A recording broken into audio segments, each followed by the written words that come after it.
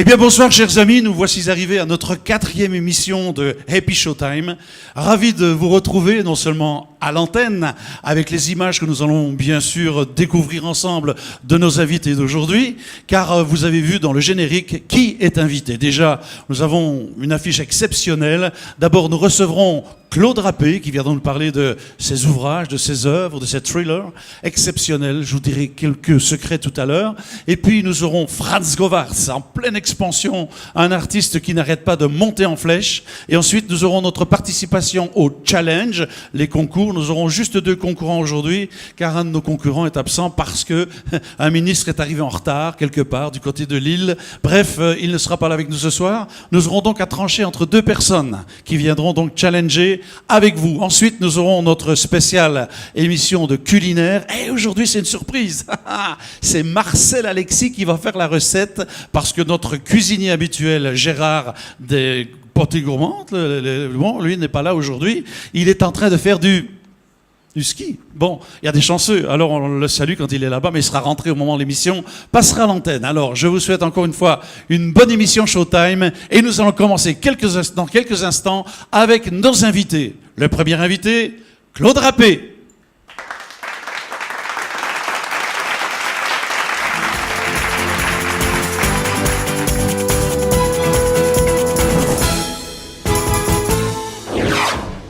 Me voilà revenu de suite d'ailleurs, ça ne traîne pas, pour recevoir notre animateur vedette. Je vous demande de l'applaudir très fort, Monsieur Philippe Dujardin.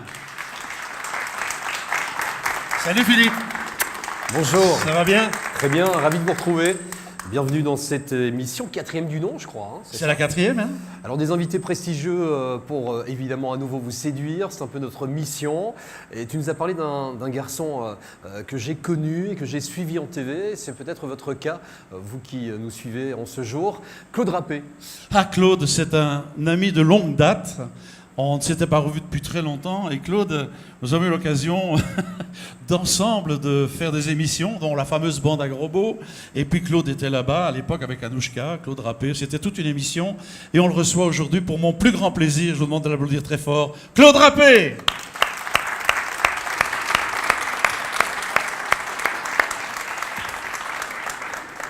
Salut mon Claude, assieds-toi, assieds-toi. Je suis très heureux de te recevoir aujourd'hui, et puis Philippe Dujardin aussi, puisque, encore une fois, c'est combien d'années qu'on se connaît? On va reculer dans le temps, 40 ans? On parle en siècle ou on parle en année? Parce que non, on n'est pas aux pyramides. c'était quand même... Non, je suis désolé, c'était quand même le siècle dernier. Hein. C'est exact. Ouais. Ouais. Et c'était le siècle dernier. Oui, c'est vrai ça. Nous sommes des gens très chanceux, c'est que nous avons traversé un siècle. Oui, c'est vrai. Bien. Alors Claude, écoute, on te reçoit non seulement en tant qu'invité d'honneur aujourd'hui, avec notre artiste aussi tout à l'heure qui est Franz Govaerts, mais tout simplement pour parler de ta carrière. Et j'aimerais, si tu veux bien, moi, je m'excuse, hein, tu auras l'occasion de poser des questions aussi, rassurez-vous. Mais il y a une question qui me brûle les lèvres. Tu viens nous voir comme ça, tu as plein de choses à nous raconter, mais j'aimerais savoir, après tout, quelque chose que je ne sais pas sur toi. Comment est-ce que tu as commencé ton parcours, toi, Claude? Ouais, ça dépend de quel parcours on parle. Si c'est celui à la télé dont tu parles, ça c'est un accident. Ah bon? Oui, je suis un accidenté de la télévision. J'ai été présenté à un spectacle en tant que comédien à RTL qui s'appelait Télé Luxembourg à l'époque. Thérèse Leduc m'a trouvé plutôt sympa et m'a proposé de présenter l'émission dans laquelle j'avais été invité en tant que comédien qui présentait son spectacle. Ça va, c'est clair parce que c'était en quelle année? Tu te rappelles plus? Le siècle passé, d'accord. 1982. 82? Oui. C'était en juin 1982 avec Valérie Sarme qui présentait l'émission. Oui. Tiens, elle existe toujours, Valérie? Non, elle est décédée. Elle nous a quittés, je crois. Hein? Oui. Thérèse Leduc aussi. Thérèse Leduc aussi, Sophie Equet aussi, il y a beaucoup d'histoires. Voilà. Enfin, on va pas commencer l'émission sur les On est des survivants. Oui, mais bon, voilà, c'est triste quand même tout ça, hein, parce que ce sont des amis. Hein. Alors Claude, écoute, donc ton parcours a commencé par RTL. Oui. Au départ, tu étais comédien. J'étais comédien, mauvais. Ce qui explique que j'étais très content de rentrer à la télé parce qu'enfin on allait m'accepter quelque part. Parce que j'avais du mal quand même, non c'est vrai. J'avais du mal à être bon comédien parce que j'avais pas les écoles, j'avais pas... J'étais fou quoi, je montais sur scène et je commençais à jouer Godefroy de Bouillon par exemple, alors que personne n'avait osé avant moi. Et, voilà. Et là, Thérèse Leduc m'a trouvé très très bon. Mais elle était visionnaire quand même, hein, parce que j'étais très mauvais aussi à la télé. Mais après ça s'est amélioré. Quand je t'ai rencontré d'ailleurs, c'était beaucoup... C'était pas trop mal ça. Hein, c'était 84-5. Oui, ça c'était mieux. Hein, oui. Déjà un peu. Et puis on avait un aspirateur entre nous. Enfin, Tu parles de Monique. Pardon. Non, je parle de gros beau. Ah, le robot, oui, bah, évidemment. On l'appelait l'aspirateur parce que il ressemblait quand même à un aspirateur. Oui, c'est vrai, d'accord. Oh là là, je parlais d'un autre aspirateur, c'est tout à fait... Mais je l'ai retrouvé hein, maintenant, hein, il est camion-pompe. Il a grossi, il a grandi, maintenant c'est un camion-pompe.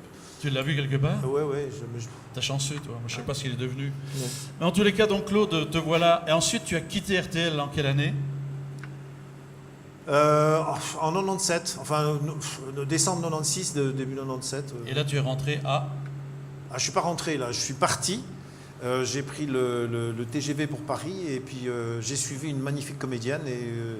T'as pas été chez AB3 pendant un certain temps? Si. Non, ça je suis revenu après ça, oui. Ah. Oui, c'est compliqué parce que tu as des allers-retours. Ouais. Alors Paris pendant un certain temps? Non, pendant vraiment des années. Jusqu'en 2008, je suis resté à Paris. Alors aujourd'hui, la vie de Claude Rappé, c'est quoi? C'est un écrivain qu'on reçoit aussi aujourd'hui. Oh mon cher monsieur, c'est vous saviez ma vie. Mais oui, il faut en parler de ce livre, de cet ouvrage, de tes ouvrages. J'écris comme un fou. J'écris un bouquin de 500 pages par an. Tu écris un bouquin par an? Ouais. Tu écris du matin au soir? Parfois 2 bouquins par an. Tu travailles la nuit? Oui, mais pas le matin. Hein. Je dors le matin. Mon petit Philippe, je vais te laisser poser une question, hein, parce qu'on est parti, nous, là. J'ai eu l'occasion tout à l'heure de converser avec Claude. C'est vrai que c'est une passion plus qu'un métier, écrivain. Ça passe au-dessus de toute attente. En fait, on a été très francs. On n'en vit pas. C'est très rare. En France, il y a 10-15 personnes qui vivent de leurs livres. Beaucoup n'en vivent pas. Ils sont journalistes, donc... Ils exercent d'autres professions, ils sont professeurs. Généralement c'est un métier intellectuel. Hein. C'est rarement un conducteur de tramway qui écrit les livres, mais pourquoi pas d'ailleurs, c'est arrivé. Non, je pense que si on fait ça, c'est parce qu'on aime ça. Après, un jour, le best-seller arrive et on est bien obligé de se dire, tiens, je commence à payer mon loyer avec mes bouquins. Et le premier best-seller a été La Prophétie? Non. Il y en a eu d'autres avant? Non, il y en a eu un qui a fait des centaines de milliers de... Alors ça, c'est assez comique parce que j'avais écrit un livre qui s'appelait Salomon, le roi des femmes. Pour une fois que je n'avais pas pensé à toi, le roi des femmes, tu vois, j'avais pas pensé à Salomon. Et j'avais écrit ce livre sur l'histoire du grand roi Salomon et ça ne marchait pas du tout. On en a vendu 7000 sur toute la France, c'était pas terrible. Et puis, on l'a fait traduire en espagnol et là, on a vendu 300 000. Wow. Et mon éditeur m'a dit, tu vois, Rappé, quand tu écris en espagnol, c'est meilleur. C'est pas moi qui l'avais écrit, c'est une traductrice. Et on l'avait vraiment fait un best-seller, là, oui. Là, j'ai fait des émissions avec des Paulo Coelho, des grands. Mais tu as écrit quelques ouvrages entre-temps pour arriver jusqu'à ce premier thriller qui est La Prophétie. Oui. Un ouvrage qui est sorti en quelle année? La Prophétie, c'est sorti il y a 3 ans maintenant. 3 ans. Pour être suivi par ce bouquin dont je n'arrive pas à me décoller d'ailleurs, Mort imminente. Je peux vous dire, chers amis qui êtes à l'antenne, c'est vraiment un livre qu'il faut lire. Vous allez être scotché du début jusqu'à la fin, dans un mouvement perpétuel, inquiétant par moments, machiavélique par moments, mais enfin c'est un thriller exceptionnel. Alors on se retrouve même à se trouver dans la peau du personnage, puis on veut s'en détacher. Enfin moi c'est ce qui m'est arrivé en lisant ton livre. À un moment je voulais être dedans, puis je voulais être dehors. Mais dis-toi quand même, hein, parce qu'à la fin... J'ai pas vu la fin encore. Non, j'ai pas vu la fin. Ah bon. Moi, le titre, je voulais surtout que ça soit un peu un titre à la Stephen King, tu vois, un truc qui arrache quand même, parce que c'est violent quand même. Mais l'histoire, il y a des passages qui sont... Il y a même un passage qui se passe dans un restaurant à Pattaya en Thaïlande entre un Belge liégeois et un Belge flamand. Ça, c'est terrible, ça. Ça doit être canon. C'est-à-dire que la façon dont le liégeois conçoit les boulets sauce la paye et le flamand qui dit c'est quoi ce passer? Oh ben là, C'est assez amusant, tout ça en Thaïlande. Hein. ouais, Faut mais ça c'est ouais. fou ça. Mais en tous les cas, il y a une chose qui me vient tout de suite à l'esprit en ayant lu ton livre. Tu as vécu en Thaïlande et tu es, il faut le dire ici aujourd'hui, un rescapé de ce fameux tsunami de 2004. Hein? Oui, Tu y étais? Je m'en fais pas une gloire, mais c'est vrai que j'étais dans la baie de Phang Nga avec mon ex-épouse, sur un bateau, enfin sur une île d'abord, et puis le tsunami est arrivé, et ce sont des pêcheurs de Thaïlande qui nous ont sauvés, en fait. Pêcheurs de Thaïlande qui étaient devenus des guides de touristes, mais leur métier c'était quand même la mer, c'est grâce à eux qu'on s'en est sortis, oui. Après, le choc, évidemment, on est arrivé... 4 heures après, on est arrivé à l'hôtel par bateau et il y avait 500 morts sur la plage. On vit ça comment après? Mal, très mal, très très mal. Très très mal, il m'a fallu des années pour... Tu as perdu des amis? Non, à part sur place des connaissances, mais pas d'amis intimes, non. On était presque en voyage de noces, enfin, on était des jeunes mariés quand on est allés. Honnêtement, non, je me souviens d'une image forte, c'est que quand je suis rentré, j'ai vu une femme thaïlandaise qui nourrissait son bébé au sein. Et 3 jours après, elle nourrissait toujours le même bébé au sein et les bébés étaient bleus. Oh là, oui, c'est terrible. Ça. Donc c'est une image, je le dis parce que c'est pas pour faire de l'effet, mais vraiment quand on voit ça, on comprend qu'on vient de passer à travers, quoi. On donne une autre valeur à la vie? Ouais, c'est une autre. Alors bon, le livre démarre un peu sur ça parce que oui. C'est vrai que c'est une succession ça m'a de traumatisé, dates, de oui. jours qui se suivent. Ouais. C'est un livre qui se vit au jour le jour pratiquement. On commence à la date du fameux tsunami, puis on monte dans les dates. Et puis 17 ans après, il vit toujours. Hein. Ah oui? C'est ça qui est. Oui, oui. Alors là, justement, parce qu'il ne faut quand même pas non plus plomber. Non. 17 ans après, il vit toujours. Et tout le monde s'en est mêlé, la CIA, les services de sécurité russes, la DGSE française, les inspecteurs d'un institut suisse qui s'occupe justement des gens qui font des expériences après la mort. Et lui, il est toujours là. Et qu'est-ce qui va lui arriver? Est-ce que la mort existe? Est-ce qu'il y a quelque chose après? C'est un peu ça. La mort te fait-elle peur? Moi, personnellement, non, mais... Je pense que c'est quand même très dur. C'est une séparation. Est-ce que dans le fond, dans ce thriller, est-ce qu'il n'y aurait pas un petit peu d'inspiration de choses personnelles que tu aurais vécues? Oui, si, il y en a, oui. Ah, là, ça devient intéressant. Là. En particulier? Mon personnage, enfin, je me suis beaucoup inspiré des gens que j'ai observés. Mais quand moi, j'ai vécu longtemps en Thaïlande après, et puis j'y suis retourné tous les ans, 2, 3 fois, 4 fois par an. J'ai adopté 19 enfants là-bas, donc c'était vraiment une vocation. Et je dirais que j'ai beaucoup observé des gens qui, 2-3 ans après le tsunami, erraient encore dans les rues en cherchant leurs femmes et leurs gosses qui avaient disparu. Des fous, quoi. Et on peut comprendre qu'ils soient devenus fous. Et ça m'a inspiré, et puis je me suis dit, qu'est-ce que j'aurais fait si moi, j'avais perdu ma femme dans le tsunami? Ce qui n'a pas été le cas, mais si ça avait été le cas, qu'est-ce que j'aurais fait? Et je me suis dit, je serais devenu comme eux. C'est-à-dire que j'aurais essayé de rester en Thaïlande, de rentrer, vous imaginez, rentrer en Belgique, en France après, en disant ma femme est restée dans la mer là-bas. Non, c'est pas possible. Donc on essaye de bosser là, parce qu'on n'a plus de sous à un moment donné, il faut bosser. Et qu'est-ce qu'on peut faire en Thaïlande? À part oui, chipoter avec des trucs le trafic des femmes? Des expats, oui, c'est ça. Aller chercher des filles dans les rizières pour qu'elles descendent à Bangkok pour faire la prostitution, à transporter des camions avec des produits illicites. C'est un petit peu ça qui arrive à mon personnage. Pas à moi, hein, ça ne m'est pas arrivé à moi, mais non, mais c'est ce que je lis d'ailleurs. Mais c'est passionnant. Hein. Ce livre est passionnant, je vous assure, à parcourir d'ailleurs. Écoute Claude, je ne veux pas m'allonger trop longtemps sur plein de sujets personnels, mais à quoi passent ces journées aujourd'hui Claude Rappé? Pour l'instant, là, comme je suis en train de déménager de ma maison, je passe à faire des cartons, mais c'est très provisoire. J'écris, je me consacre beaucoup aux gens que j'aime, plus qu'avant, plus que jamais. donc mes enfants, mes amis, voilà. Tu te documentes comment quand tu écris comme ça? Parce que quand on parcourt tes livres, la documentation, elle est lourde. Hein, c'est Oui, fameux, mais là, hein. j'ai pas trop besoin parce que je connais le pays mieux que la Belgique. Hein, Ah ben donc, là. ça, c'est vrai que la Thaïlande, je connais vraiment très très bien. J'y ai beaucoup d'amis qui vivent là-bas aussi, et qui connaissent depuis 20-30 ans et qui m'ont raconté. J'ai pas eu peur de rentrer dans les milieux de prostitution pour voir comment ça se passait. J'ai découvert effectivement un autre monde qu'ici, c'est pas la même chose, c'est pas les exploitations comme ici, mais enfin c'est quand même très négatif. Hein. Et puis bon, on a une clé maintenant, une clé qu'on n'avait pas il y a 15 ans, c'est Internet. Eh oui. En fait, est-ce que c'est arrivé, ça c'est entre nous, est-ce que tu as croisé Lou là-bas? Je ne fais que ça. J'essaye de l'éviter Lou de maintenant près, parce qu'on va croire que... Non, je le vois beaucoup, Lou, bien sûr. Bien sûr. Est-ce qu'il est... Il est dedans, oui. Oui, je l'ai senti. Ouais, ah, c'est marrant qu'il a reconnu. Non, c'est parce que j'ai dit, tiens, il a Ouais, rencontré un ouais, Belge, ouais, ouais. artiste, tiens. Ouais, Donc ouais. je le situe maintenant un peu Je ne mieux. suis pas gêné d'ailleurs pour appeler Francis le Belge.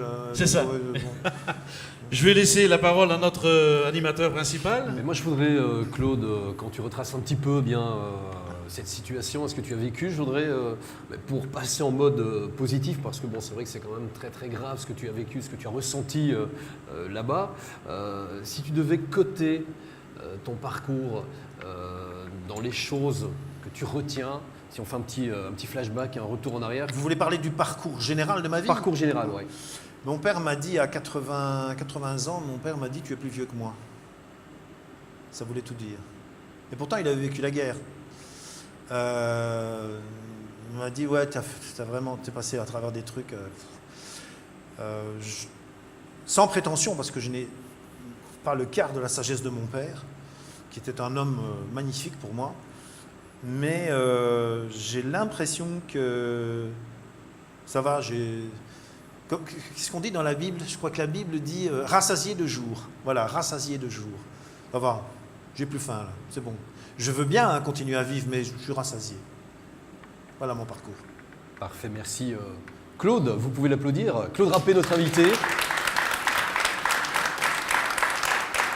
Juste pour terminer avec Claude, en fait, tu vois, on avait commencé ensemble d'un côté de la télévision et aujourd'hui on se revoit après autant d'années encore en télévision. Mais tu n'as pas changé. Toi non plus d'ailleurs, tu es resté... C'est ce que j'essayais que tu me dises, mais... Mais non, Ouais, vous avez vu comment il faut faire pour avoir ça. ça reste un Tu n'as grand... pas changé, toi non plus.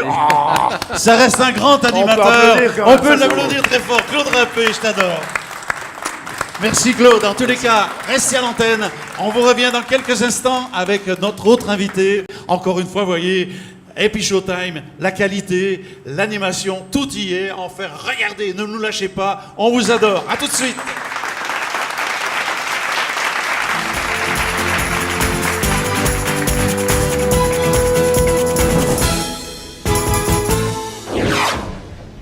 Poursuivons ce rendez-vous, Happy Showtime, avec un programme très éclectique.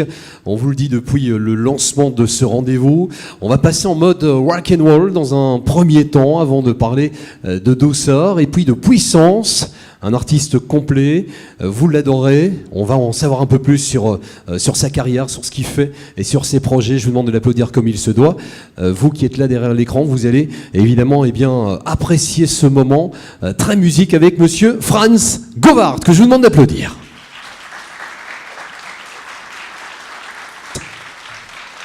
Bienvenue, installe-toi. On va donc en savoir plus et tenter bien d'aller gratter là où il faut pour connaître un peu plus sur cette carrière qui prend son envol et puis en savoir aussi un peu plus sur ses débuts qui furent de concours en concours, c'est un peu ça ? En gros, oui, c'est ça. Quand je suis devenu fan d'Elvis Presley à l'âge de 15 ans, à l'époque, on est milieu des années 90, et c'est la grande effervescence des concours, chants, etc. Et donc je me présentais et je chantais à l'âge de 15 ans déjà des chansons d'Elvis, donc tout le monde était un petit peu bluffé, quoi. Alors tu nous viens d'où à la base et pourquoi fan d'Elvis chez toi à la maison? Il y avait les parents ou oncles, tantes qui écoutaient cette musique passionnante du King? Je pense réellement que je suis devenu fan d'Elvis parce qu'il me manquait justement un homme à la maison, fils de parents divorcés. Et donc, j'avais besoin justement de quelque chose vif et qui me dirige, entre guillemets. Et pourquoi on devient fan d'Elvis Presley, je sais pas. L'homme a changé la vie de millions et de millions, on peut les compter en milliards. Je ne suis que un parmi tant d'autres, mais j'ai pas d'explication réellement. C'est comme quand on est passionné par la Bible ou par autre chose, ça vient naturellement et c'est un besoin quotidien. Alors on parlera évidemment d'un concours prestigieux dont tu as participé il y a quelques années. Je parlais de concours. C'est là qu'on se dit qu'il y a possibilité bien de séduire pleinement et de représenter, de redonner vie aux chansons du King, ou plutôt faire vibrer les fans. C'est un peu ça, ta tasse de thé, puis ta ligne de conduite. Aujourd'hui, oui. Quand j'ai commencé, moi je voulais être Elvis Presley. C'est différent. J'avais 15, 16, 17, 18. Je voulais vraiment devenir une idole. Alors ensuite, aujourd'hui, c'est différent. J'essaye de faire revivre les chansons. C'est un bien grand mot. Il n'a pas besoin de moi ou des 90 000 imitateurs dans le monde entier pour vivre. Mais cet homme a changé la vie de tout le monde réellement. Quand je discute avec des autres champions du monde aux États-Unis, parce qu'il n'y en a pas chez nous, ils me disent tous la même chose. On aime Elvis et on essaye de lui rendre ce qu'il nous a donné, c'est-à-dire énormément d'amour, de l'honnêteté, de la sincérité et ne jamais nous décevoir. On va très vite passer en mode musique. On va parler du rock'n'roll. Hein. Ça aussi, c'est le King. Il y aura de la douceur aussi au niveau musique dans l'émission. On te retrouvera tout à l'heure. Et puis, on passera aussi en mode puissance, parce que c'est ça aussi, Franz Govart et ses prestations scéniques. Et on parlera aussi, évidemment, de spectacle, parce que je sais qu'il y a des fans qui te suivent. On va marquer une courte pause, là, maintenant, en musique avec Franz, c'est d'accord ? Oui, absolument. On fait ça. Alors on fait ça de suite et on se retrouve dans quelques instants. Ne bougez pas.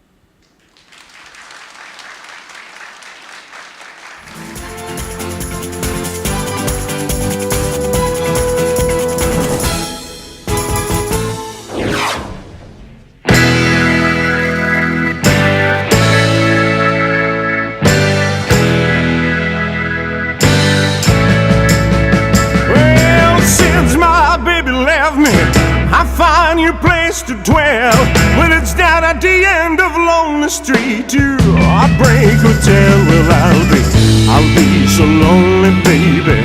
I'll be so lonely. I'll be so lonely like a die. Well, the bill of tears keep flowing, and a dance class dressed in black. Well, it'll be so long down on the street, they'll never back. They'll be so lonely, baby. They'll be so lonely. They'll be so lonely they could die.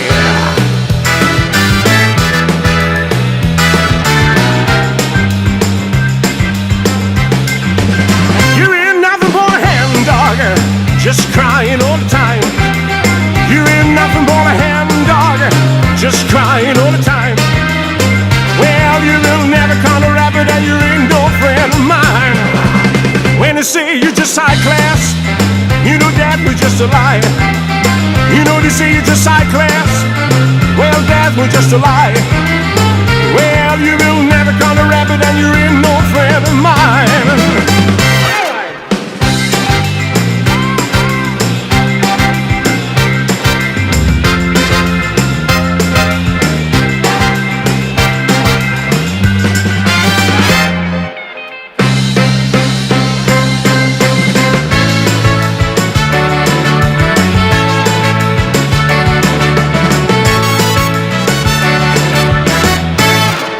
I'm all shook up, yeah.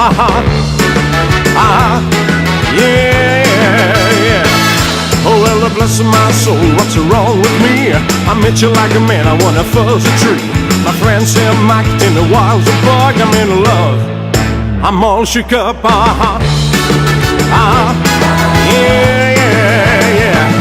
Oh, well, my hands are shaking, on my knees are weak. I can't seem to stand on what I hold the feet. Ooh, do you think I want the house such a like I'm in love? I'm all shook up, yeah.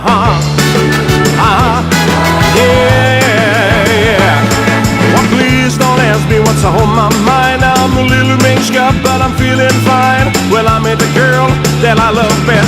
heart beats so excuse me, the devil, she touched my hand. I wonder till I got lips are like a volcano, that's hot.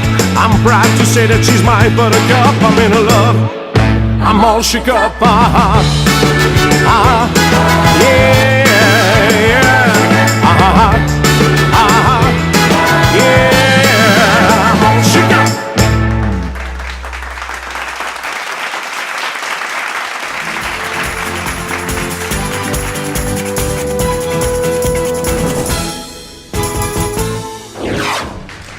Et il nous revient, Franz, le rock'n'roll, pour entamer donc ce rendez-vous, cette émission, aux couleurs du King Elvis Presley. On a parlé tout à l'heure, souviens-toi, de concours. Il y a des échantillons tout à fait particuliers lors de ce genre de concours. J'imagine que tu t'en es rendu compte. Ça va dans tous les sens. Il y a de vrais fans du King, et puis il y a, au-delà de cela, mais Monsieur Tout-le-Monde qui aimerait Elvis, en tout cas le King, et qui se présente sur scène avec des tenues parfois... C'est tout un business en fait. Moi je suis monté sur scène pendant des années où j'ai fait le championnat du monde, où je m'habillais en Elvis Presley, j'essayais de ressembler à l'homme.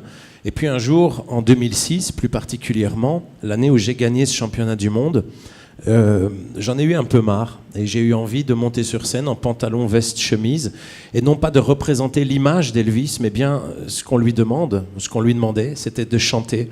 Et c'est ce que j'ai fait en 2006, j'ai gagné grâce à ça parce que j'ai arrêté de me prendre pour ce que je ne suis pas. C'est-à-dire que on n'est jamais que des artistes reprenant les chansons d'un autre, ça c'est certain, on donne sa propre personnalité, ça c'est aussi un fait, mais on est tellement nombreux à faire ça. Certains sont dentistes, plombiers, et le week-end s'amusent à porter les vêtements d'Elvis. D'autres, comme moi, ont décidé d'en faire leur métier. Et d'autres, comme moi, mais avec le grimage en plus, perruques, lunettes, costumes, bottes, ceinture. La totale, ça coûte des milliers d'euros. Les costumes sont en vente aux États-Unis. C'est tout un business qui est en place. Et grâce à ça, Elvis, entre guillemets, vit d'une autre façon, grâce aux imitateurs. Donc moi je n'ai jamais fait aucune critique envers les imitateurs, mais je trouve que bien souvent ils essayent plus de ressembler à l'homme plutôt que de chanter correctement. Alors Franz, toi tu t'es carrément intégré dans la vie d'Elvis, en rencontrant d'une part des musiciens qui ont travaillé avec Elvis. Tu as rencontré sa première épouse, c'est ça, Présilia, la seule d'ailleurs. Tu es allé sur place lors de moments très intenses. Ça donne des frissons.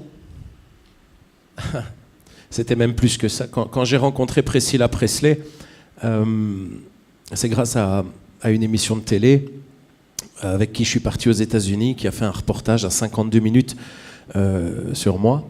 Et j'ai rencontré Priscilla qui m'a dit quelque chose de assez extraordinaire. Elle m'a dit tu fais ce que les autres ne font pas.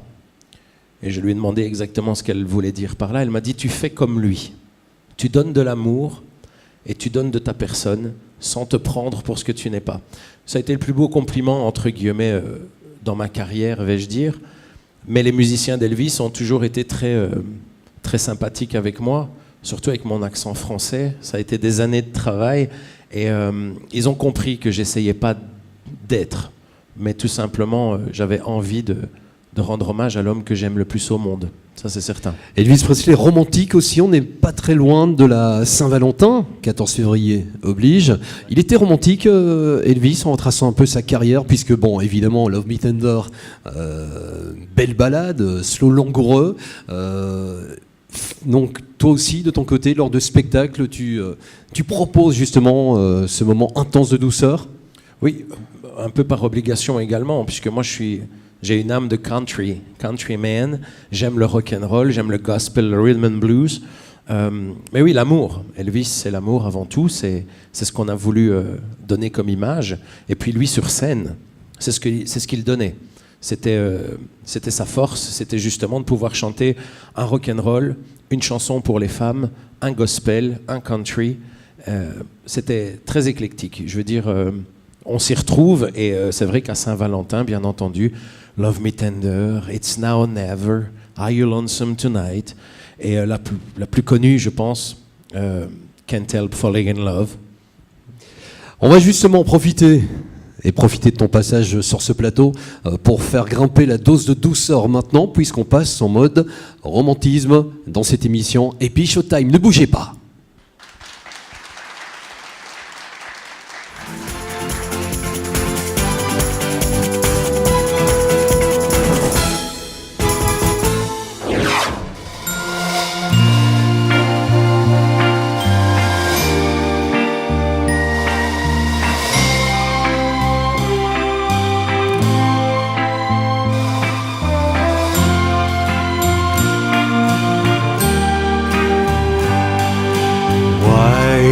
Wise men say only fools rush in, but I can't help falling in love with you.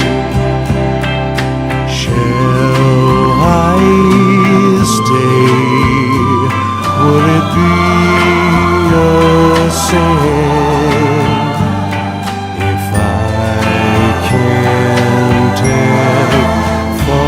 In love with you, like a river flows surely to the sea, darling, so it goes. Someday I'm meant to be.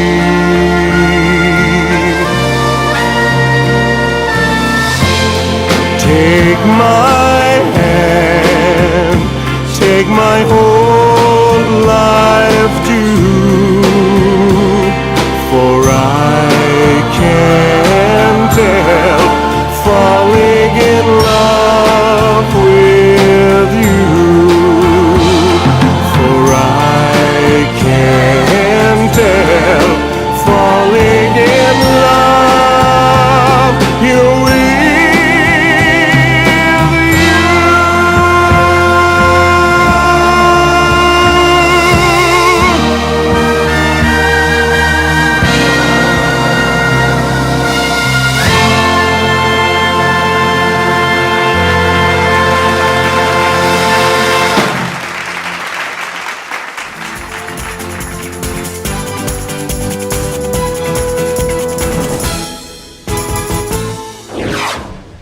Moment intense de douceur à l'instant avec Franz Govart qui nous revient pour cette dernière partie d'entrevue.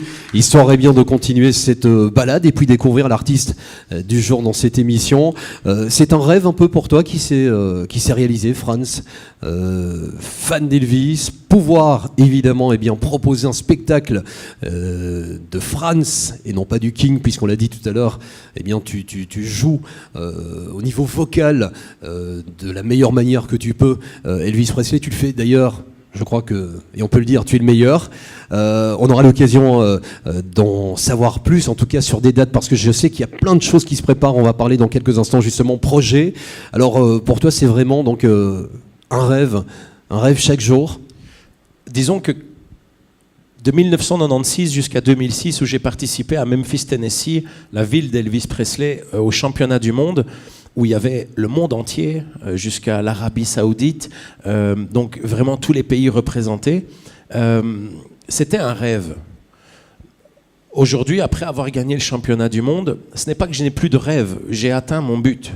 Aujourd'hui, je peux me permettre de, comment vais-je dire, tenir mes lauriers et pouvoir, entre guillemets, avec mon bagage, me produire et chanter les chansons d'Elvis, encore une fois, sans réellement l'imiter. Bon, forcément, son style est le mien, je suis fan avant tout, mais pouvoir m'extérioriser et pouvoir expliquer aux gens la raison du pourquoi je suis devenu fan d'Elvis, non pas par profit, mais encore une fois, parce que cet homme a fait tellement pour nous, et même si on n'est pas fan d'Elvis, on a tous une chanson d'Elvis en tête. Cet homme est extraordinaire. Ensuite, beaucoup de gens viennent près de moi en me disant « J'espère que tu vas y arriver ». Certes, aujourd'hui j'ai des projets, j'ai envie de chanter en français, j'ai envie de côtoyer d'autres artistes, j'ai envie d'écrire un livre sur tout ce qui m'est arrivé aux États-Unis, en parlant également de ma vie privée, vu que je viens quand même de la région de Charleroi, Mont-sur-Marchienne. J'ai toute une histoire, beaucoup parlons-en 3 secondes, mais beaucoup de violences dans ma vie qui m'ont amené à aimer Elvis Presley. C'est cet homme qui m'a vraiment sauvé la vie. J'aurais pu mourir 10 fois. Et je pense réellement que l'homme et la musique m'a sauvé la vie. Et c'est ça aujourd'hui, j'ai 43 ans maintenant. J'ai encore le temps, enfin je pense, mais on n'est jamais sûr de rien. J'ai tellement de choses que j'ai envie de faire aujourd'hui sous mon propre nom pour laisser un héritage à mes enfants. Et pas juste Franz Govart, l'imitateur d'Elvis Presley. C'est un travail de longue haleine.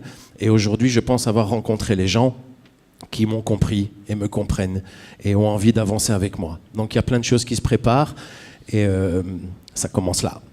Voilà des projets qui débutent ici sur ce plateau et on peut l'applaudir. Franz Govart. Franz,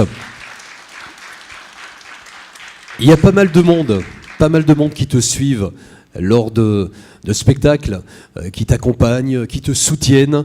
Un fan club à ta portée. Ça fait plaisir, ça fait chaud au cœur, ça motive. Ça motive.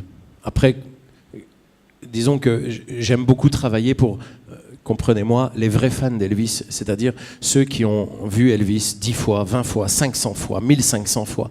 Ces gens-là sont aux États-Unis, sont au Canada, il y en a certains en Belgique. J'aime beaucoup travailler pour les gens qui sont fans d'Elvis, de ce qu'on en entend à la radio, il n'y a pas de problème. Mais quand je me retrouve devant une salle où les gens peuvent entendre une chanson que vous ne connaissez peut-être pas, qui s'intitule « It's Midnight ».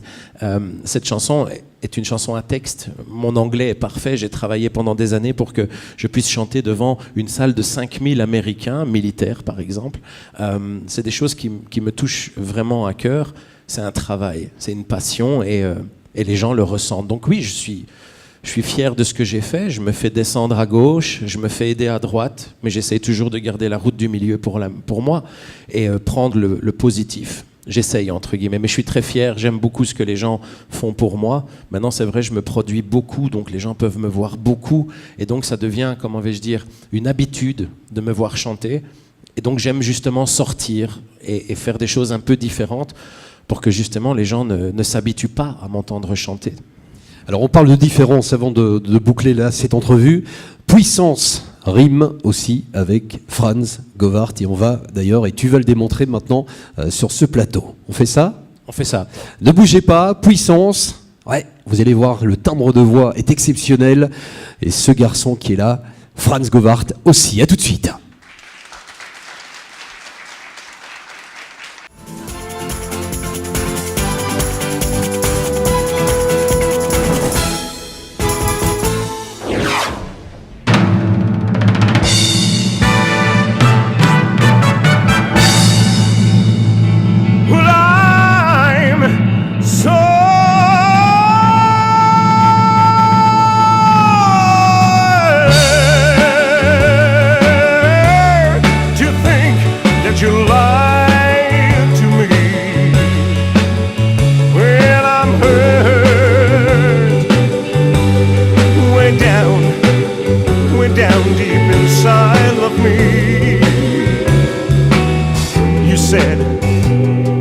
Our love was true, and we'll never part. Now you want someone new, and you breaks my heart. I'm hurt,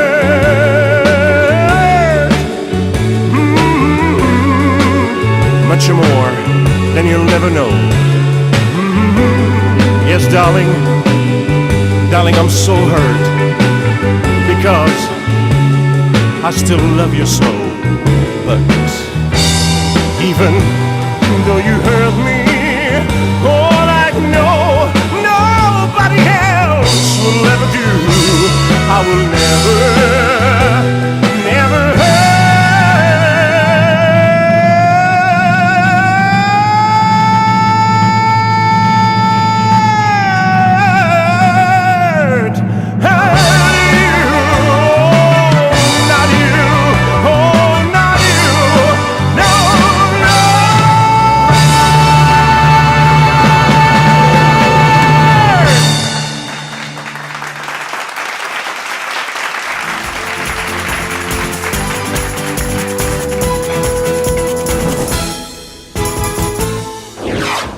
Et dans l'émission, vous le savez, depuis le début de cette aventure Happy Showtime, on reçoit chaque semaine des talents de demain qui vont prester sur cette scène, et on choisit en tout cas un morceau qui vont peut-être marquer un début de carrière. Tout est possible. On parlera aussi tout à l'heure du conservatoire de Franck-Olivier. Je vous demande d'applaudir le candidat de ce jour. Il se prénomme Nicolas, que voici. Bonjour Nicolas. Bonjour. Alors Nicolas, tu nous viens d'où et pourquoi l'envie de participer à ce concours? J'imagine pour te faire connaître d'une part et puis pousser des portes dans ce monde un peu particulier que celui du showbiz. Déjà, je proviens de Rethel, donc dans les Ardennes, entre Charleville-Mézières et Reims. Et donc, je suis passionné de chant depuis 2009. Donc, une amie qui m'a fait découvrir le chant. Depuis ce temps-là, je suis vraiment passionné. Et je fais pas mal de concours un peu partout, donc dans les Ardennes, dans la Champagne-Ardenne. Et là, j'aimerais bien me faire connaître un peu plus pour, monter dans ma passion, que j'aime beaucoup. Grimper les échelons, c'est bien connu. Quel est le morceau que tu vas nous interpréter ici dans cette émission? Donc, je vais vous interpréter les Valses de Vienne de François Fellman. On plonge en plein cœur des années 80, on fait ça maintenant avec Nicolas, que voici.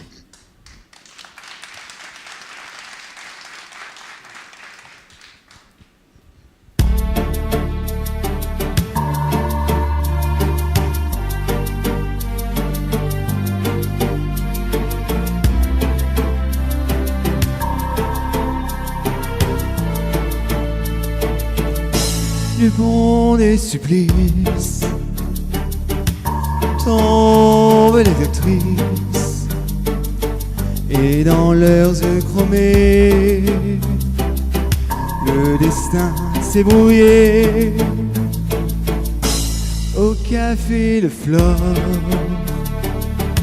la faune et la flore, on allume le monde dans une fumée blonde. Maintenant que deviennent les valses de Vienne? Dis-moi, qu'est-ce que t'as fait pendant ces années? Si les mots sont les mêmes, dis-moi si tu m'aimes. Maintenant que deviennent les valses de Vienne et les volets qui grincent, les châteaux de province. Aujourd'hui quand tu danses, et à quoi tu penses? Dans la romantique, elle est romantique. Les amours infidèles s'écrivent sur logiciel. Le fond de la nuit remonte l'ennui et le chagrin de mots dans les pages du grand mot. Maintenant que deviennent les valses de Vienne? Dis-moi, qu'est-ce que t'as fait pendant ces années? Si les mots sont les mêmes, dis-moi si tu m'aimes. Maintenant que deviennent les valses de Vienne et les volets qui grincent, le château de province. Aujourd'hui quand tu danses, et à quoi tu penses?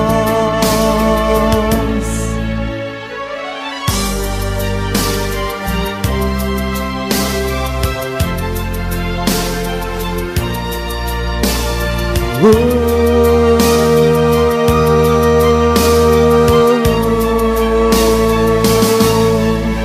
maintenant que deviennent les valses de Vienne? Dis-moi, qu'est-ce que t'as fait pendant ces années? Si les mots sont les mêmes, dis-moi si tu m'aimes. Maintenant que deviennent les valses de Vienne et les volets qui grincent, le château de province. Aujourd'hui quand tu danses, et à quoi tu penses? Maintenant que deviennent Et passe le mien, dis-moi qu'est-ce que t'as fait pendant ces années. Si les mots sont les mêmes, dis-moi si tu m'aimes.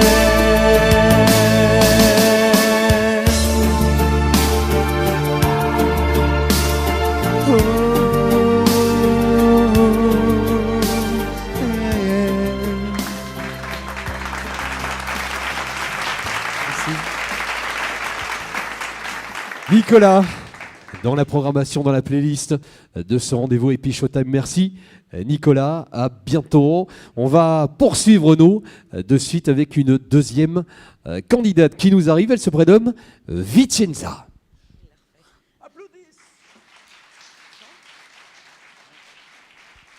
Et la voici Vicenza. Bonsoir. Bonsoir.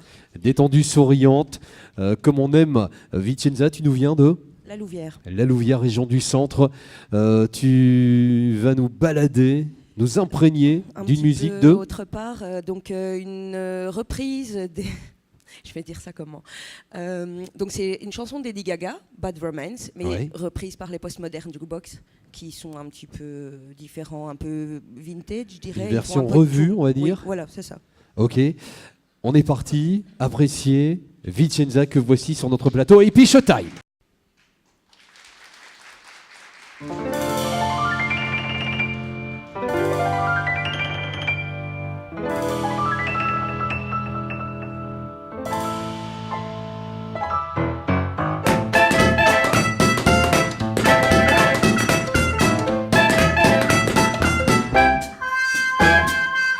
I want you ugly, I want you this tears, I want you everything as long as it's free.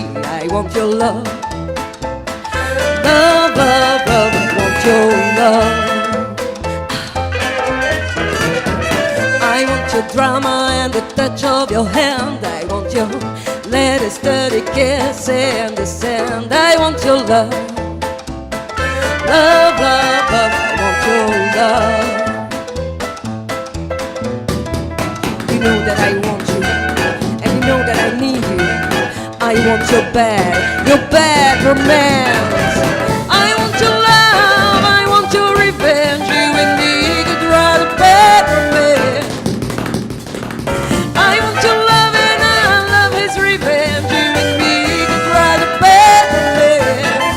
Oh, oh, oh, oh, oh, called it a bad romance.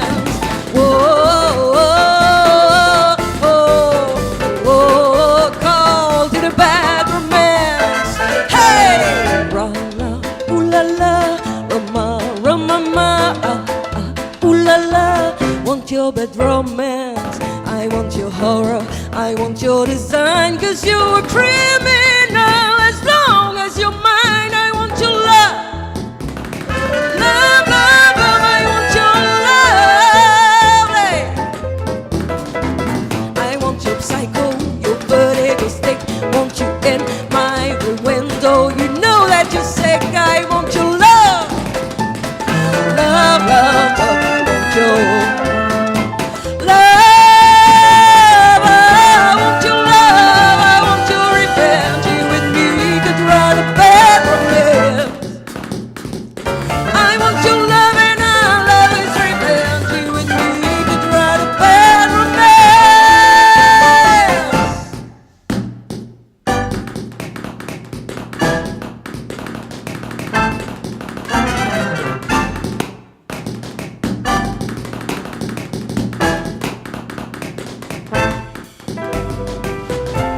I want your love, I want your revenge, I want your love. I don't wanna be friends, je veux ton amour et je veux ta revanche, je veux ton amour. I don't wanna be friends, I don't wanna be friends, I don't wanna be friends. Want your bad romance, want your bad romance. Could write a bad romance. I want your love, I want your revenge. You and me could write a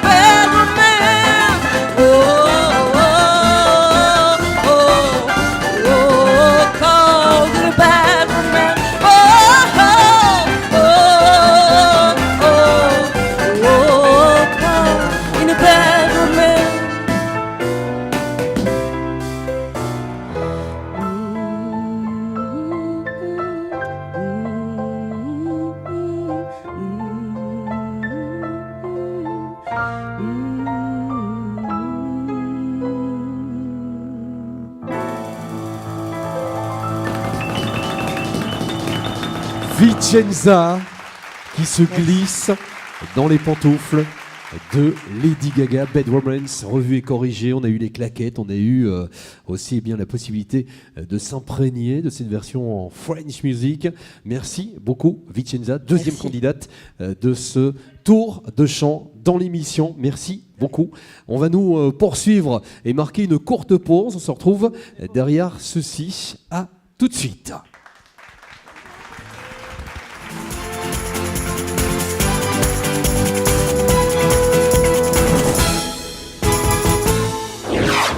Voilà, c'est parti. On va passer en mode cuisine avec Marcel qui remplace. Bonjour Marcel. Bonjour Philippe. Gérard qui est en mode vacances et que l'on salue d'ailleurs.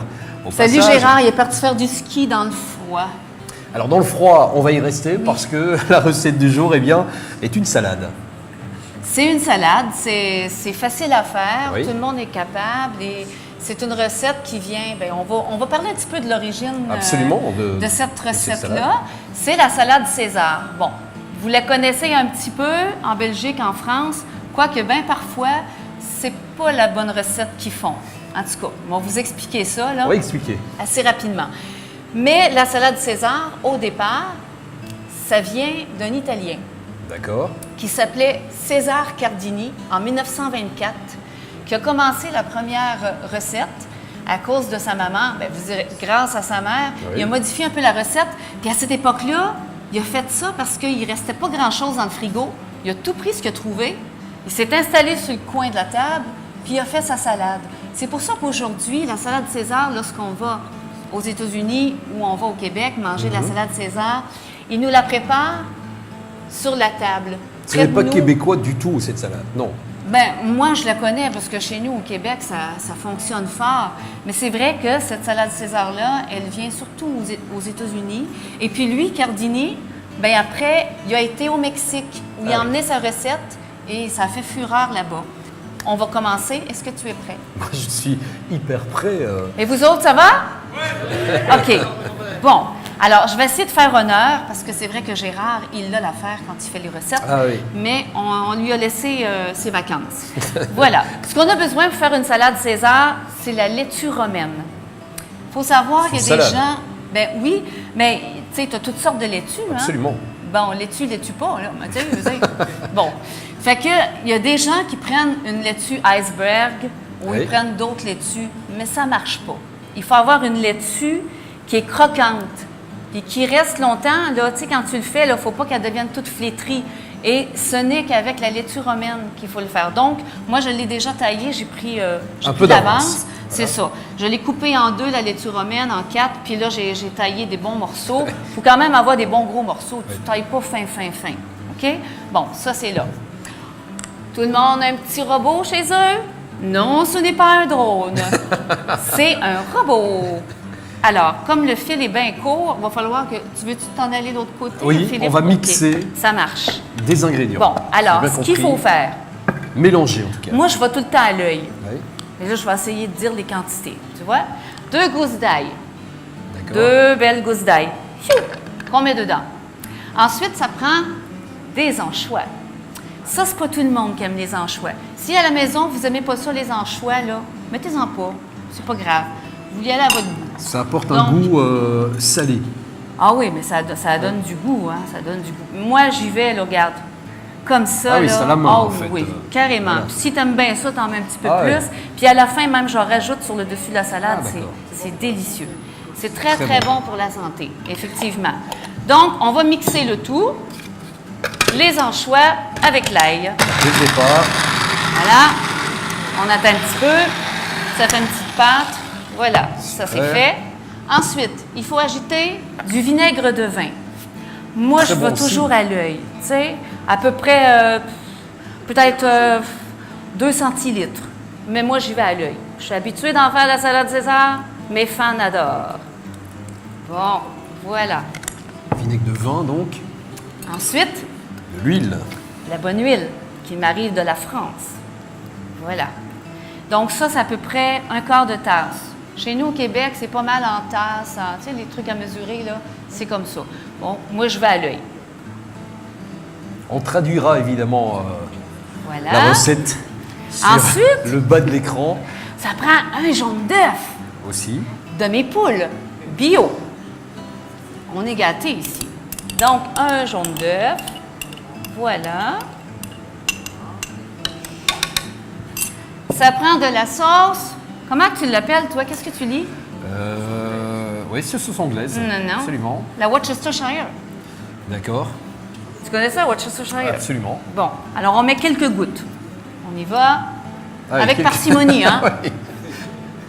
Quelques gouttes. Voilà. Sel et poivre. Il n'y a pas une base bien précise, Marcel. On ajoute, on fait ça à la main. Oh, ouais, moi j'y vais à l'œil. Voilà. De la moutarde forte. Le pot de moutarde. Hein. Le pot de moutarde. Donc, à peu près une cuillère à thé. Donc une Tu suis jusque-là? Oui, oui, tout à fait. Une demi-cuillère à soupe. Bon, voilà. Et puis, on mélange. On mélange à nouveau. Ouais. On mélange. Ça va paraître un peu comme une vinaigrette ou pas, Marcel? Oui, c'est un petit peu comme une vinaigrette. Bon. C'est pas long, hein? C'est facile à faire. Voilà.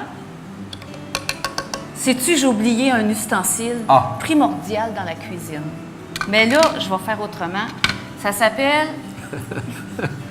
Ça s'appelle... Je le dirai pas. J'ai peur. Oui. Un lèche-cul. Ah, oui, absolument. Pour récupérer la sauce... C'est ça. Voilà. Là c'est à fini. 200%. Tu vois, j'ai déjà fini. Tu veux C'est que pas je fasse un long. truc? Vas-y, tu Là, le je fais. mélange. Voilà. Voilà. C'est vrai qu'avec l'ustensile que j'ai dit, là, Oui. ça va un petit peu mieux. Le lèche-cul. On mélange. Voilà. T'as Alors, compris, hein? je vois qu'il y a encore des ingrédients qui sont là et qui vont aller dans la salade. Voilà. Bien mélanger pour que la vinaigrette soit bien... Ouh, j'en mets partout. OK. J'en connais un, entre autres, qui se lèche les babines. Un de mes fans l'adore. C'est vrai, oui, je connais. Lui, tu connais? Je connais. Germano. Il tuerait, lui, pour avoir une salade César. OK, voilà. Donc, on met la salade dans votre assiette. Au niveau de l'assiette, préférence pour assiette creuse. Ou une assiette creuse. C'est un plat, on mange ça comme plat ou Tu peux le en manger, entrée? oui, puis tu peux même rajouter, ce qui est bien, c'est tu fais du poulet grillé, des petites aiguillettes de poulet grillé que tu rajoutes après ça sur le dessus. C'est super bon, c'est un plat. Franchement, c'est très nourrissant. On met des croûtons à l'ail maison. Joli. Des petits croûtons à l'ail maison. Et puis, attends une minute, j'ai pas fini. Ça ici, Alors, qu'est-ce que c'est que ça? ça, Tu peux peut-être le montrer. ouais. Ça, c'est du bacon séché. Ça vient de chez nous au Québec, je l'ai ramené. Ils vendent ça chez Bourassa. Non, mais c'est du bacon séché et puis c'est délicieux, ça donne du bon goût. Et ça donne de la couleur aussi au plat. Ah oui. Puis après ça, du parmesan. Parmesan. Des bons petits copeaux de oui. parmesan. Oh, il y en a qui ont faim. Et voilà. Alors, est-ce qu'on peut, en plus, ajouter encore un peu de... Non? Ou on reste Tu comme pourrais ça? mettre des anchois dessus. Anchois aussi. À la Un peu d'huile convenance. d'olive aussi ou pas? Non, c'est Non, fini. c'est La bon. vinaigrette, quand elle est finie, est finie. Ok. Basta. Voilà. D'accord. Donc, c'est comme ça. Donc, c'est la salade César. Vous voyez que c'est simple, c'est rapide et c'est délicieux et il faut l'essayer. Alors, Marcel, c'est pas fini. Parce que vous le savez, dans l'émission, on a pour habitude avec Gérard eh bien, d'accompagner le plat du jour avec un rafraîchissement. On a démarré la première émission, c'était, si je me trompe, un vin d'Alsace. Eh bien, ici, tu as choisi, toi, par contre, d'accompagner ce plat, non pas avec du vin, mais avec une bière de chez toi. Avec une bière de chez moi, parce que c'est vrai que la salade César, chez nous, on en mange beaucoup. Puis les bières, Ici, voilà. Ah, tu l'as. Je t'en prie. OK, merci. T'es un petit vite, toi, hein? Donc, c'est la maudite. Bien, il y en a de toutes les sortes. Ça, c'est vraiment la bière typique du Québec. Tu sais ce que ça veut dire, la maudite? Ben, Chez malédiction. Non, chez nous, au Québec, quand tu dis « oh, maudit »,« oh, ma maudite », tu sais, c'est une expression qui dit « oh, mon petit veillenne », tu vois. C'est ça que ça veut dire. Donc, ils l'ont baptisé la maudite. Maudite. C'est une excellente bière. Donc, je vais en profiter. Excusez-moi, mesdames et messieurs, j'en ai pas pour tout le monde. Et oh, c'est dommage, mais nous allons la goûter, la maudite. Est-ce que tu es prêt? C'est la première fois que tu goûtes une bière. Absolument. Elle est foncée, hein? Oui. Ambré. Ambrée. Oui, voilà. Voilà. Et avec la recette de salade César. Et bon appétit à tout le monde. À Eh votre bien, on vous santé. souhaite bon appétit. Et puis, bravo, Marcel. Super. À votre santé. Merci. Santé. On est bien. Voilà pour cette recette du jour. On va prendre congé de vous. Merci Marcel. Gérard Plaisir. viendra Oui, oui. te succéder lors de la prochaine émission. Et puis là, qu'est-ce qu'on fait? On tourne la page. À tout de suite.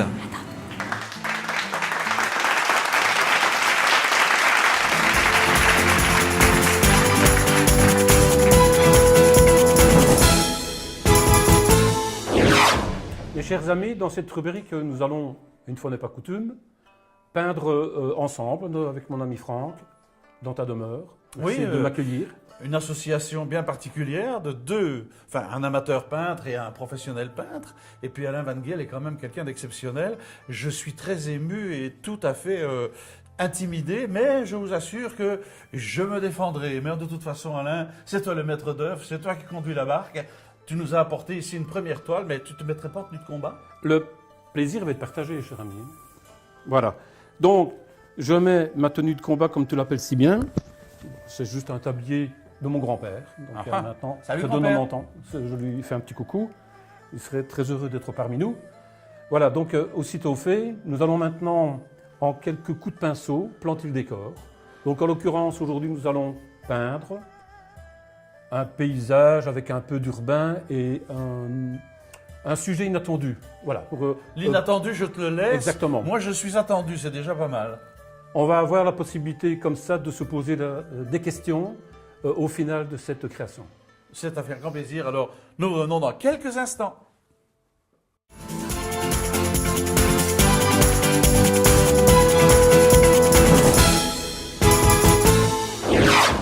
Voilà, c'est le moment, c'est l'instant, mon ami Franck. Oui. Donc nous allons maintenant faire une petite esquisse pour, voilà, imaginons ici le centre. Voilà. Et on va prendre un tiers du tableau. On aura notre ligne de mire ici. D'accord? D'accord. Voilà. Donc ça, c'est déjà une base. On va travailler un décor ici en bas. Et par la suite, donc on aura un genre ici de clairière, avec toute une série d'arbres, bien sûr. Il y aura peut-être un paysage urbain. Et ensuite, le ciel. Là, on va vraiment innover. On va peut-être un peu choquer dans le sujet, mais encore que ça va venir tout à fait en souplesse. Donc maintenant, ce que je te demande de faire, on va venir apporter tout son gris un peu brumeux sur toute cette base-ci, sur toute cette base du bas. C'est parti. Voilà. Merci mes amis.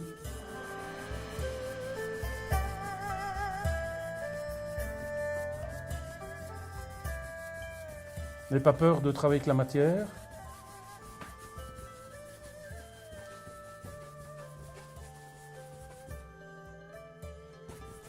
N'ayez vraiment pas peur. Je sais que tu adores le couteau. Pourquoi tu m'as mis ça? Ah, c'est bien. C'est pas grave. Comme ça, on apporte la matière directement. Ceci dit, je le dis au passage à nos téléspectateurs, c'est que bon, vous pouvez travailler sur une toile blanche ou, en l'occurrence ici, pré-peinte en noir. Regardez tout de suite ce que ça peut vous apporter dans certaines situations, dans certains sujets, ce que ça peut vous apporter, en l'occurrence au niveau des effets. Ça se met déjà en place. Je sais que Franck, tu préfères, ou tu aimes d'ailleurs, en particulier la technique du gesso. Exact. Mais peu importe, de toute façon, on arrive toujours au même résultat. Et vous allez voir que de toute façon, ici, tout se met en place. Voilà. N'ayons pas peur, encore une nouvelle fois, de travailler avec la matière. C'est un réel plaisir. Je dis toujours, ceci au passage, lorsqu'on est dans la peinture à l'huile, voici, on est autant bien dans la création, dans la peinture, mais parfois, on est dans la sculpture. On travaille la matière.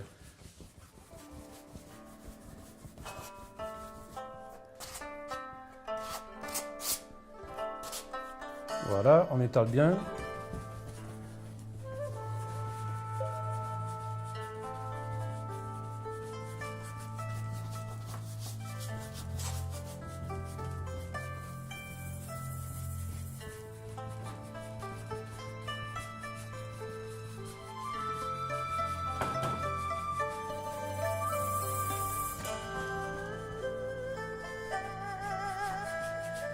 Donc je dis bien d'étaler et surtout apporter la matière parce qu'il en faut. Et le tout, c'est de ne pas avoir... Sur une toile noire, on peut se permettre d'avoir un peu de noir. Là, on travaille un peu dans glacis. Certains connaissent déjà ça. Mais à côté de ça, si c'est le blanc, moi, quand je peins sur une toile blanche, tous mes blancs sont réellement du blanc.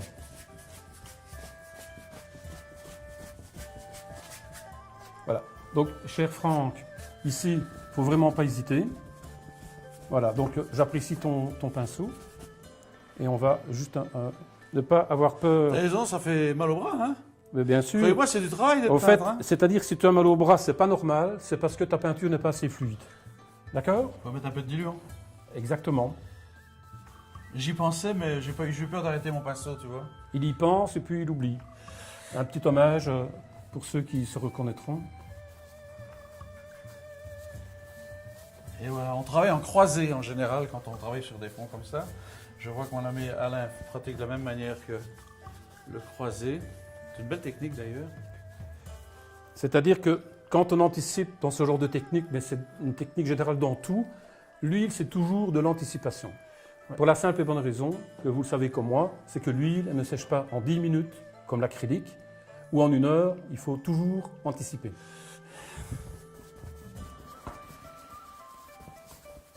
Donc ici, bien sûr, c'est blanc. Là, je vais venir apporter un peu de noir dedans pour un effet brumeux.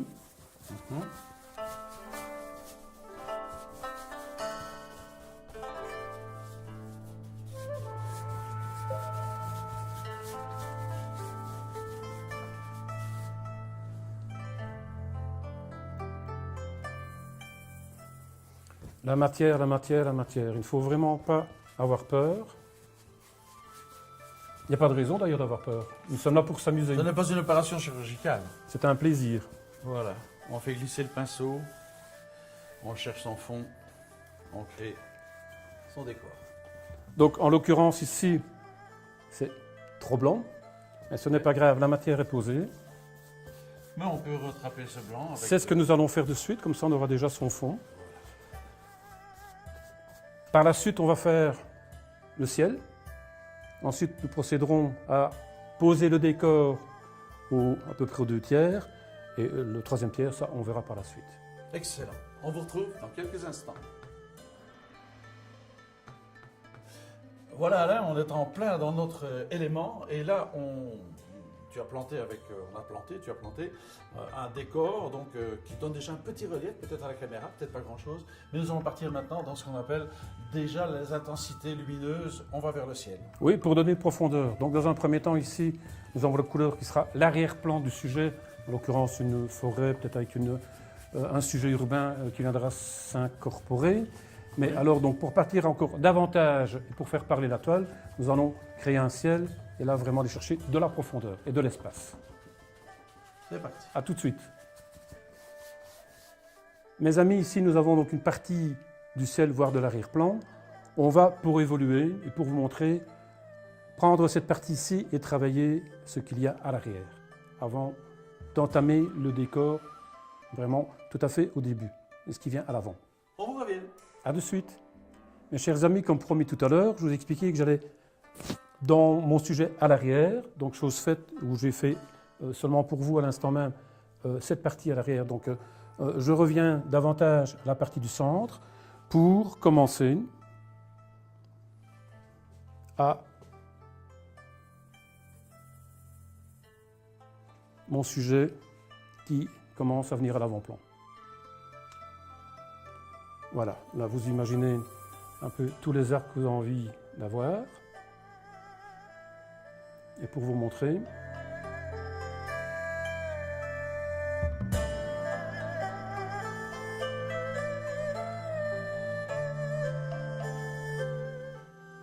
on se revoit de suite. Mes chers amis, nous avançons toujours dans l'évolution de cette création, avec ici 2 techniques tout à fait différentes, où moi j'aime bien le pinceau, on a la maîtrise, enfin on interprète comme on veut. Franck davantage au couteau. Voilà un exemple où Franck fait dans l'arrière-plan un tronc, un arbre. Je t'en prie Franck. C'est un petit dessin, c'est juste avec un couteau, tout simplement. Et on vient donc travailler la matière. On glisse sur la toile. Et puis on lui donne son relief. C'est vraiment qu'on met de la matière. Et puis là, il faut en mettre et en mettre et en mettre des petits coups. Puis, voilà. Et de la même manière pour avoir le même résultat. Voilà.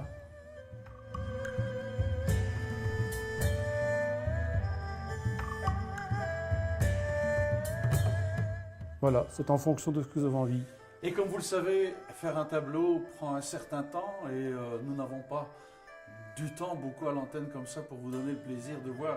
Vous pourrez peut-être probablement le voir fini dans l'émission, mais là pour l'instant, pour aujourd'hui, pour le moment où nous le faisons, mais il est certain qu'on va devoir s'arrêter car sans qu'on est là jusqu'encore beaucoup plus tard dans la nuit et nous n'aurons pas le temps. Mais enfin, ça prend un certain temps et après l'œuvre se manifeste, elle se découvre, elle se dévoile. Et c'est ça le plaisir de la peinture. Merci d'avoir partagé ce moment C'est un réel plaisir, Franck. avec toi. Nous réalisons aussi que les techniques étant tellement différentes, on ne peut pas toujours aller sur le terrain de l'autre. La prochaine fois, c'est moi qui l'emmènerai sur mon terrain. D'accord Alain? Voilà. Give me five. Give me five. Bonne soirée à tous. À bientôt les amis. Au revoir.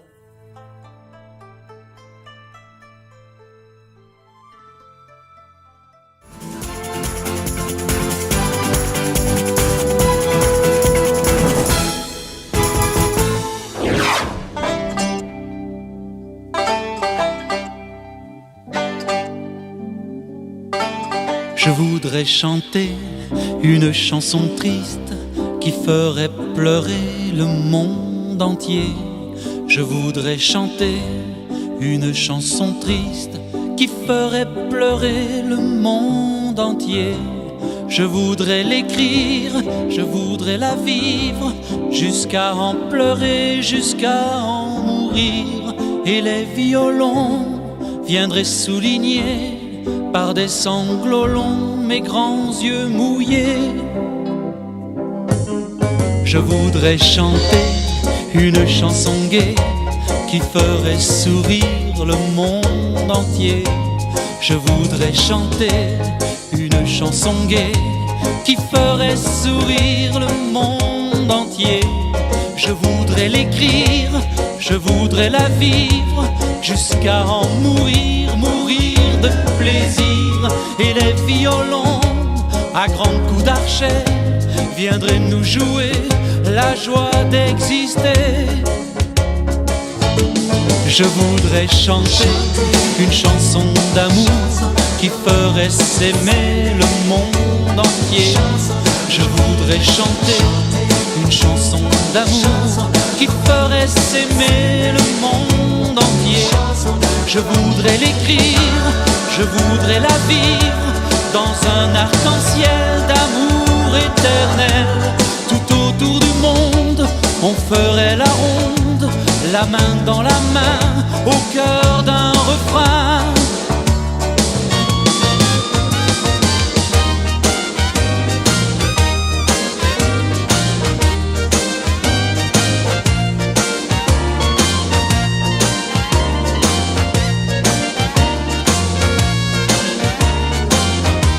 Je voudrais l'écrire, je voudrais la vivre, jusqu'à en mourir, mourir de plaisir.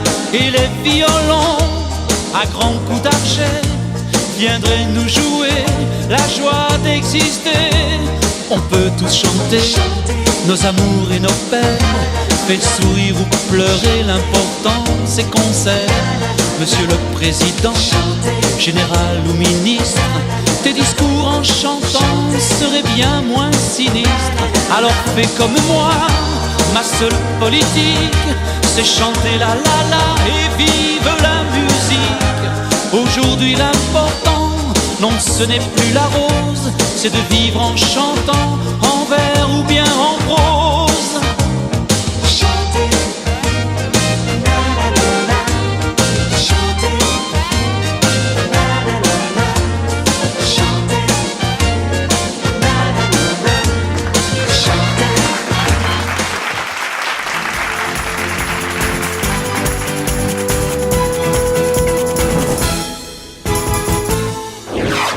Merci cher public, merci à vous les chers téléspectateurs de participer toujours à cette émission Happy Showtime et nous allons bientôt vous revenir avec une prochaine émission. Vous avez d'ailleurs consacré pas mal de votre temps à nous regarder. Notre chiffre d'écoute est en hausse sans arrêt et je dois vous en remercier. En tous les cas, vous pouvez manifester vos désirs, nous envoyer des emails, des messages pour nous dire ce que vous désirez voir et nous essayerons de réaliser vos rêves les plus merveilleux qui soient. En tous les cas, aujourd'hui, nous avons le plaisir d'avoir eu 2 concurrents exceptionnels sur la scène.